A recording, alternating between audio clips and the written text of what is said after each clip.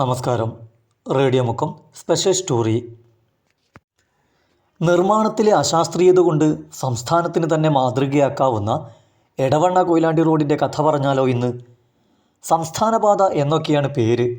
പണി തുടങ്ങിയ അന്നു മുതലേ പലയിടത്തു നിന്നും പല തരത്തിലുള്ള ആക്ഷേപമുയർന്നിരുന്നു.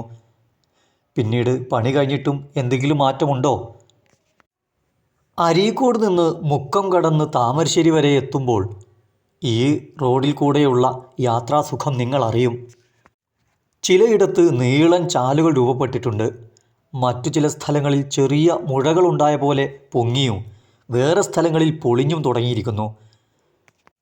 റോഡിൻ്റെ അവസ്ഥയെക്കുറിച്ച് സന്നദ്ധ പ്രവർത്തകൻ്റെ ഈ അഭിപ്രായം കേട്ടുനോക്കൂ. ഞാൻ എൻ്റെ ദിലിക്കാപ്പറമ്പ് സന്നദ്ധസേന ചീഫ് കോർഡിനേറ്റർ മുനീർ. നമ്മുടെ ഈ റോഡ് പണി കഴിഞ്ഞ അന്ന് മുതൽ അപകടങ്ങളും പതിവായിക്കൊണ്ടിരിക്കുകയാണ്. ഇതിൻ്റെ റോഡിൻ്റെ അശാസ്ത്രീയത തന്നെയാണ് എന്ന് ഞാൻ മനസ്സിലാക്കുന്നു. റോഡിൻ്റെ ഒരു ഭാഗം അരീക്കോട് മുതൽ കൊയിലാണ്ടിയിലേക്ക് പോകുന്ന ഈ താമരശ്ശേരി വരെ എത്തുന്ന ഭാഗം ഒരു ഭാഗം പൂർണ്ണമായിട്ടും താഴ്ന്ന നിലയിലാണ് കാണപ്പെടുന്നത്.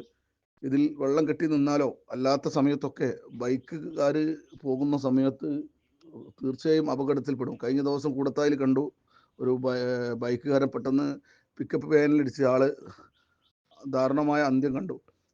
ഇതുപോലെ തന്നെ ഒരുപാട് അപകടങ്ങൾ നമ്മളിങ്ങനെ കാണുകയാണ്. നമ്മുടെ തൊട്ട അടുത്ത പ്രദേശമായ മാടാമ്പുറം വളവ്, അവിടുത്തെ ഒരു വളവിലൊക്കെ ബസ്സുകളൊക്കെ തെന്നിമാറി പോകുന്നു, കാറുകൾ തെന്നിമറിയുന്നു, പിക്കപ്പ് വാനുകൾ തെന്നിമറിയുന്നു. അതേപോലെ ഒട്ടനവധി ജീവനുകൾ ഈ റോഡിൽ പൊലിഞ്ഞു പോയിട്ടുണ്ട്. ഇത് എന്തുകൊണ്ട് അധികാരികൾ കാണുന്നില്ല? ഒട്ടനവധി മാധ്യമങ്ങളിൽ വന്നിട്ടും പോലും അധികാരികൾ കണ്ണു തുറക്കാത്തതെന്തേ? ഇനിയും ഒരുപാട് ജീവനുകൾ പോകേണ്ടതുണ്ടോ?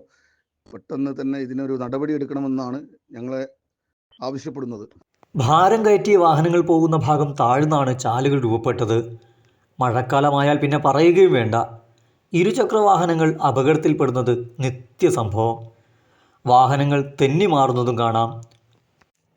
അപകട പരമ്പരകളിൽ അവസാനത്തേത് കഴിഞ്ഞ ദിവസം കൂടത്തായിലുണ്ടായ ഇരുചക്ര വാഹന യാത്രികൻ്റെ മരണമാണ്.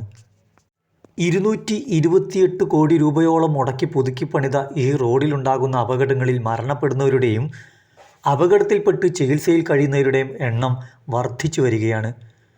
അപാകത പരിഹരിക്കാൻ നിരന്തരം ആവശ്യപ്പെട്ടിട്ടും കരാർ കമ്പനിക്കാരുടെ ഭാഗത്തു നിന്ന് കാര്യമായ ഇടപെടലുണ്ടാവുന്നില്ല.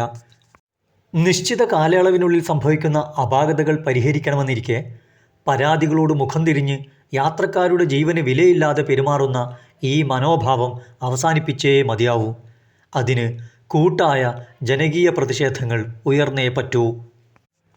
ഈ റോഡിനെക്കുറിച്ചുള്ള നിങ്ങളുടെ സത്യസന്ധമായ അഭിപ്രായം ലിങ്കിൻ്റെ കമൻറ്റ് ബോക്സിൽ രേഖപ്പെടുത്താൻ മറക്കല്ലേ.